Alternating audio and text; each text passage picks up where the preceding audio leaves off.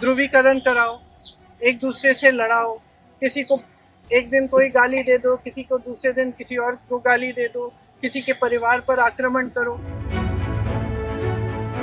भारतीय राजनीति में और प्रदेश असम की राजनीति में एक मिसाल होना चाहिए कि ऐसी राजनीति गलत राजनीति।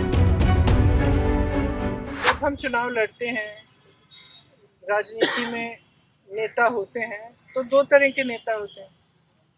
एक सकारात्मक नेता होता है, मतलब एक पॉजिटिव माइंडसेट का नेता होता है, जो आपको बताएंगे कि हम आपके लिए क्या करना चाहते हैं, किस तरह से विकास करना चाहते हैं, किस तरह से हम असम में बदलाव लाना चाहते हैं, हम असम की संस्कृति, हम असम की जो भावनाएं हैं उसको किस तरह से हम प्रोटेक्ट कर सकते हैं।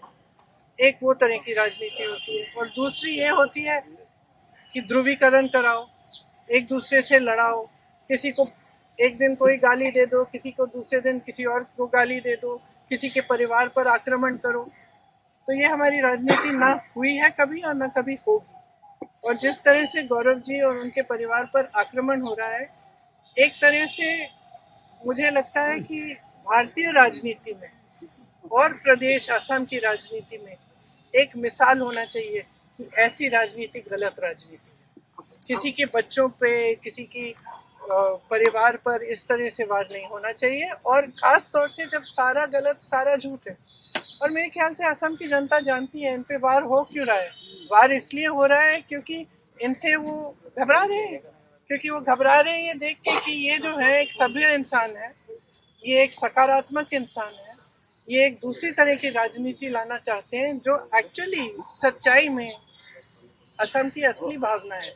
सीएम साहब से कहिए कि वो असम के विकास की बात करें, वो असम के लोगों की बात करें, वो बताएं कि क्या किया है असम के लोगों के लिए, वो बताएं कि किस तरह से अगले 5 सालों में क्या करने जा रहे हैं। आज का नौजवान है ना, वो जानना चाहता है। आज का नौजवान रोजगार चाहता है। आज की नौजवान महिला भी रोजगार चाहती है।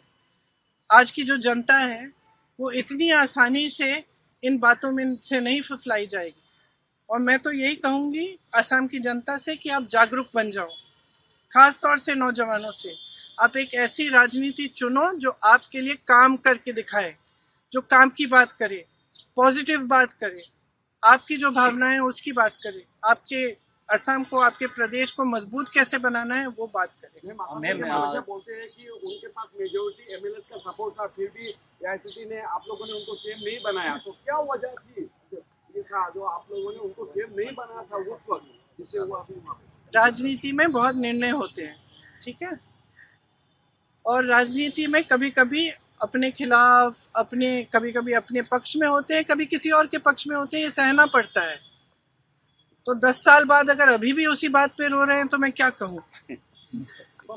और दूसरी बात यह है कि आपने देखा है कि कितना भ्रष्टाचार हो रहा है। मैम इस बार ये भ्रष्टाचार जो है ना, ये एक विश्वासघात है असम की जनता के साथ। ये हमारी जेब से नहीं ले रहे हैं पैसे, ये जो संपत्ति सारी इकट्ठी कर रहे हैं, जो अपने बड़े बड़े उद्योगपति मित्रों को दे रहे हैं, ये असम की जनता की संपत्ति है। जो जमीन बड़ी बड़ी उद्योगपतियों को दी जा रही है वो असम की जनता की संपत्ति है। जितने बड़े बड़े उद्योग दिए जा रहे हैं वो असम की जनता के हैं, और असम की जनता समझ रही है, देख रही है। मैं तो ये नहीं मान सकती कि नहीं दिख रहा है, और जब देख रही है तो पहचान भी रही है कि बदलाव का समय आ गया। हमसे जुड़े रहने के लिए हमारे YouTube चैनल को सब्सक्राइब करें और नई वीडियो की नोटिफिकेशन के लिए बेल आइकॉन को दबाएं।